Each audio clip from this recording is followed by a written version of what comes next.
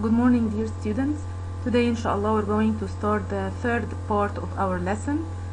Today, we're going to talk about sex influence traits. Sex influence traits, these are traits that their genes are carried on the somatic chromosome, not on the sex chromosome. But the appearance of this trait is controlled by the hormones secreted from the gonads of an adult male and female. What's the meaning of this? We all know that we have 23 pairs of chromosomes. 22 pairs are called somatic chromosomes and one pair is called sex chromosome.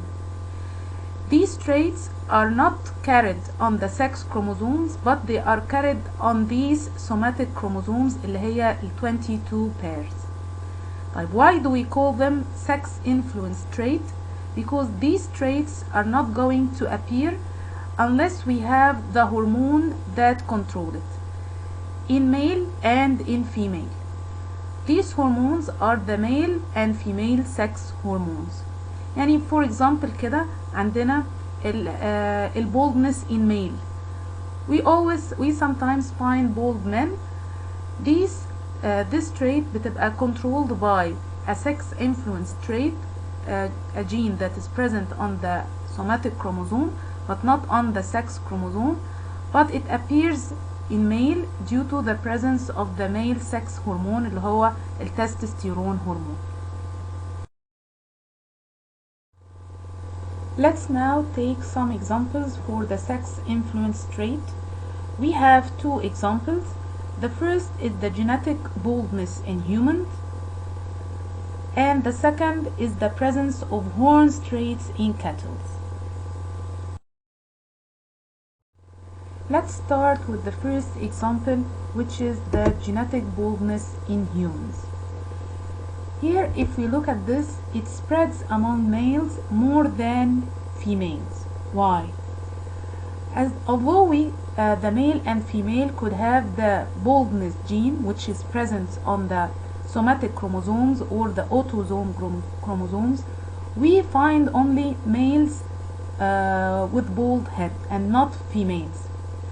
This is because this trait is influenced with the sex hormone, male sex hormone, which is not present in the female.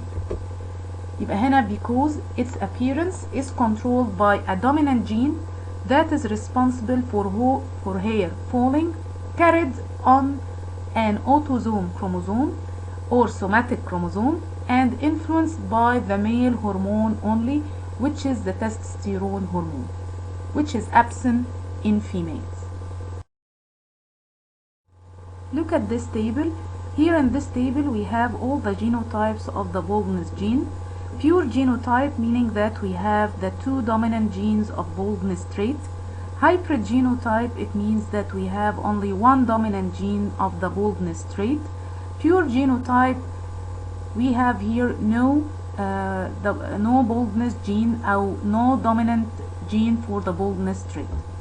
In case of male, we will find that this male in the first type اللي هي pure genotype B positive, this will mean that this male will suffer from baldness, and this is due to the presence of two dominant genes for the baldness trait and the male sex hormone, which is the testosterone hormone that control the appearance of the baldness trait. In case of female, we will find that this female she's not bald, but she is going to suffer from hair falling due to the presence of the two dominant genes but the absence of the male sex hormone. In the second genotype, we will find that the male that has B positive, B only one dominant gene, also he will suffer from baldness. Due to the presence of one dominant gene for the baldness trait and also due to the presence of the male sex hormone testosterone. In case of female, this female, she will be with normal hair, and this is due to the presence of only one dominant gene for the baldness trait and also due to the absence of the male sex hormone. In the last genotype, in the absence of the dominant gene of the baldness trait, the male will have normal hair and the female also will have a normal hair.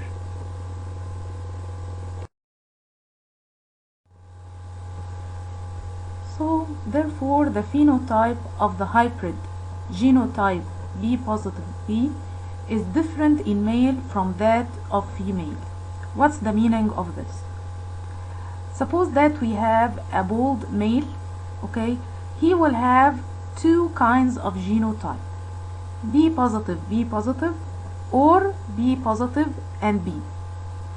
And a man with normal hair, he will have only one genotype, which is BB, without the gene responsible for the baldness. In case of female, if we have a female with light hair or suffers from hair falling, she will have one kind only of genotype, which is B positive, meaning that she has two dominant genes for the hair loss or for the baldness trait. And in case of a female with normal hair, she will have two kinds of genotype, B positive B, meaning that she has one dominant gene for the baldness, meaning that she is carrier to the baldness trait, and BB without any baldness genes.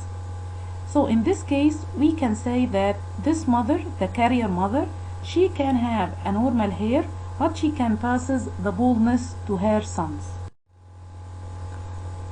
Let's look at this crossing. If we have a male crossed with a female, we have a female with normal hair but she has the gene of the baldness, and we have a male that is bald as he has one dominant baldness gene. When they start to make their gametes, okay, and start to make reproduction as shown in the picture, we will find that the results of the crossing B positive, meaning that if this baby is a male, he is going to be bald. If this baby a female, she is going to suffer from hair falling. The second baby, B positive B, if this baby is a female, she will have a normal hair. If the baby is male, he is going to be bald. And the third one, the same, B positive B. The last one, BB, without any gene for the baldness trait. So he will have normal hair if it's boy and normal hair if it's the girl. The last topic that we are going to talk about in this lesson is the sex-limited traits. These are traits that are constricted to one sex only due to the differences in the sex hormone of each sex. What's the meaning of this? These are traits that present, for example, in only female and we cannot find it in male, and others traits that we can find in male and we cannot find it in female. For example, عندنا the milk production trait. This present only in females for lactating their babies. And the secondary sexual character in humans that appears due to the influence of the sex hormones that appear after puberty in male and in female, that change the girl into a woman and the boy into a man. For example, in female, the softness of voice, the accumulation of fat, the enlargement of breasts, all these characters we do not find them in males.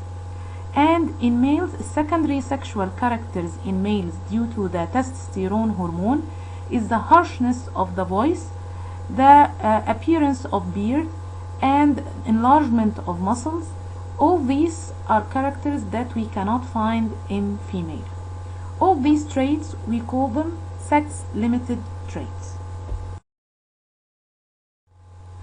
The government encouraged the medical examination before marriage, and this is in order to test for hepatitis, which is virus C that affect our liver, AIDS, genetic disease like thalassemia, which causes the breakdown of the red blood cells, and all these medical examination before marriage in order to help us in giving birth to a healthy children, limiting the spreading out of genetic disease, congenital deformities, and mental retardation, and avoiding the financial, psychic, social loads when carrying the child infected with a genetic disease.